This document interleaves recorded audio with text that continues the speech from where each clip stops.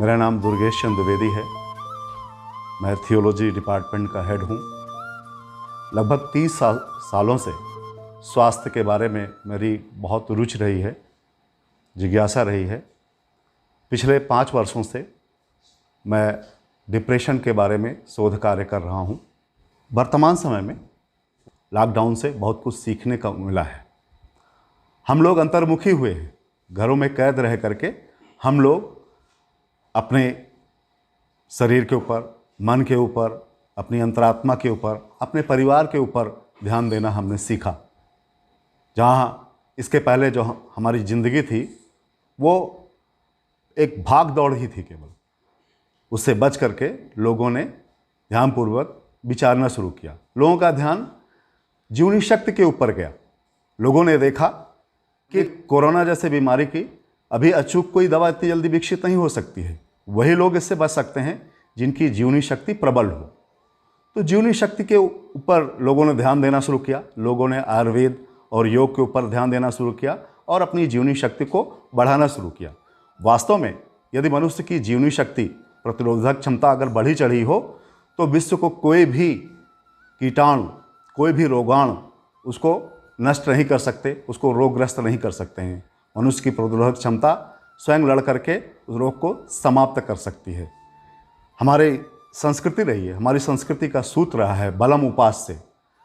हमारे बचपन में ये संस्कार दिया जाता रहा है कि मनुष्य सुबह उठ करके नित्य क्रिया करके योग करे, व्यायाम करे, तेल मालिश करे, दौड़े। ये बच्चों को सिखाया जाता रहा है।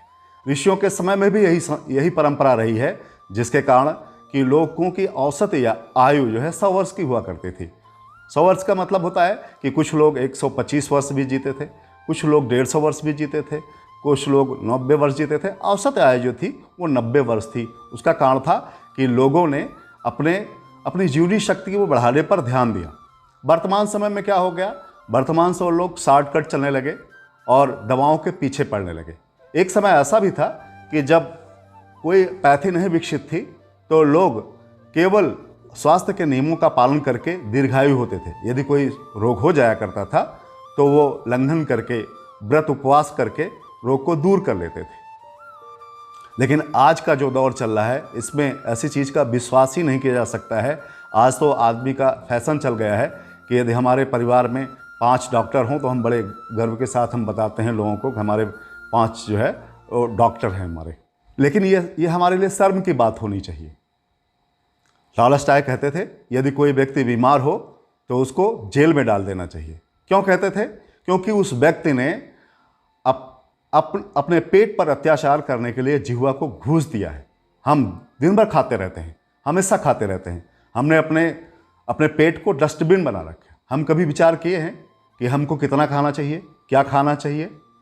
एक मोटरसाइकिल, उसमें एक लिमिटेड ही क्षमता होती है कि 5 लीटर 6 लीटर वो पेट्रोल डाला जाए तो चलेगी। लेकिन हम अच्छा भोजन मिल जाता है तो हम ज़्यादा भोजन ग्रहण कर लेते हैं, कम होता है तो हम खाते ही नहीं हैं। और जो दिन भर खाने की आदत है ये हमको बीमार बनाती है। डॉक्टरों ने, चिकित्सा वैज्ञानिकों ने अभी तक लगभग 15,000 प्रकार के रोगों का खोज किया है। ये सारे रोग किसकी देन है? ये सारे रोग हमारे गलत आहार विहार, गलत चिंतन, गलत कर्म करने के कारण होते हैं।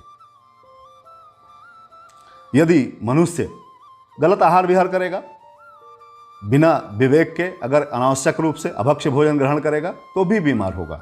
गलत ढंग से चिंतन करेगा तो भी बीमार होगा। गलत कर्म में लिप्त होगा, तनावग्रस्त होगा तो भी बीमार होगा।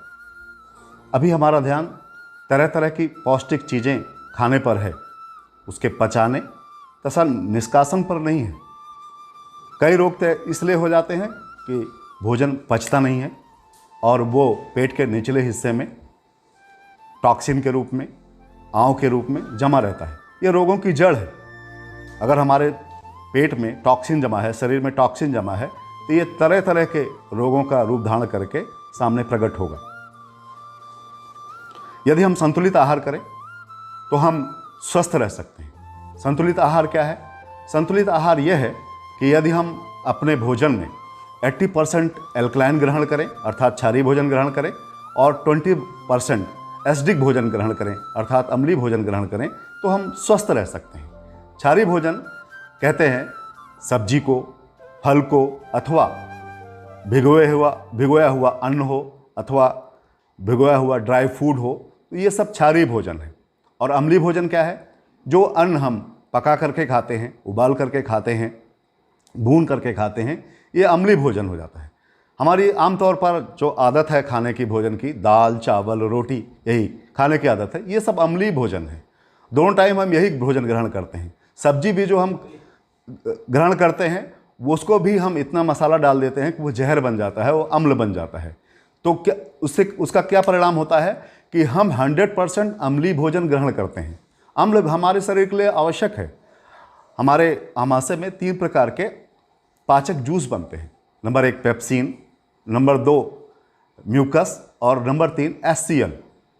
हमारे शरीर में भोजन को पचाने के लिए लगभग 1 लीटर HCl की आवश्यकता पड़ती है, लेकिन हम आदत बस जो अम्लीय भोजन ग्रहण करते हैं, हमारे शरीर में लगभग 6 लीटर अम्ल बनने लगता है, HCl बनने लगता है। उसका परिणाम ये होता है कि वो भोजन पचने के पश्चात वो हमारे रक्त में पूरे शरीर में दौड़ने लगता है। और जैसे तेजाब अगर किसी वस्तु पर डाल दो तो जल जाए, तो ये जो अम्ल जो पूरे शरीर में दौड़ रहा है वो हमारे अंगों को डैमेज कर देता है। इसीलिए हमें बचपन में लोगों के बाल पक जाते हैं, लोगों की किडनी फेल हो जाती है, हृदय खराब हो जाते हैं, फेफड़े खराब हो जाते हैं, मस्तिष्क संबंधी रोग हो जाते हैं। उसका कारण ये अम्ल है। अगर हम अपनी डाइट में सुधार नहीं करेंगे तो हम चाहे कितनी भी दवा लेते रहेंगे, हम स्वस्थ नहीं होंगे। हम अपने भोजन में अंकुरित भोजन ले लें, थोड़ा फल का समावेश करें, सब्जी का समावेश अधिक करें, तो हम स्वस्थ रह सकते हैं।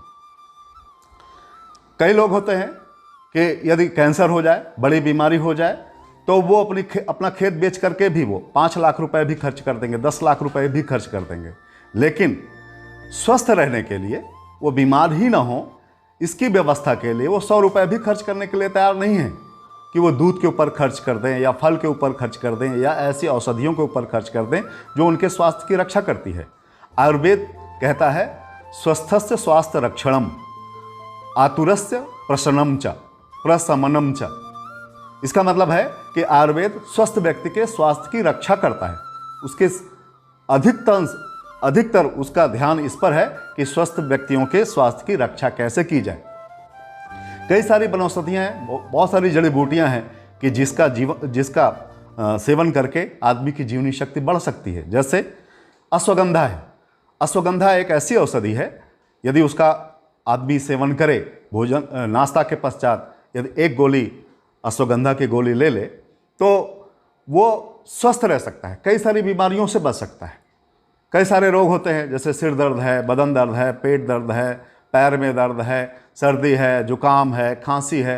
ये जो रोग होते हैं दैनिक जीवन में, हम इन रोगों से बच सकते हैं। ये रोग केवल और केवल एक कारण से होते हैं, हमारे शरीर में जीवनी शक्ति की कमी हो गई। यह अश्वगंधा बहुत अच्छे ढंग से इसको मेंटेन कर सकता है, बढ़ा सकता है। दूसरी बात है, आयुर्वेद में त्रिदोषों की चर्चा की गई है।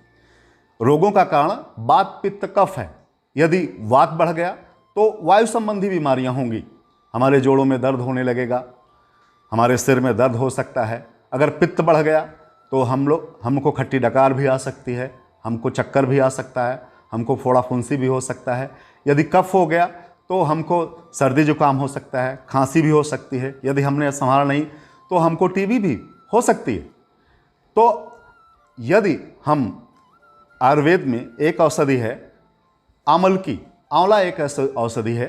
यदि बिना जरूरत के, बगैर किसी बीमारी के स्वास्थ्य रक्षा करने की दृष्टि से यदि आमलकी का 1 गोली सुबह, 1 गोली शाम को अगर सेवन करें तो हमारे त्रिदोष शम हो सकते हैं, संतुलित हो सकते हैं। आदमी उसी अवस्था में स्वस्थ रह सकता है जब ये तीनों त्रिदोष वो सम हो जाएं।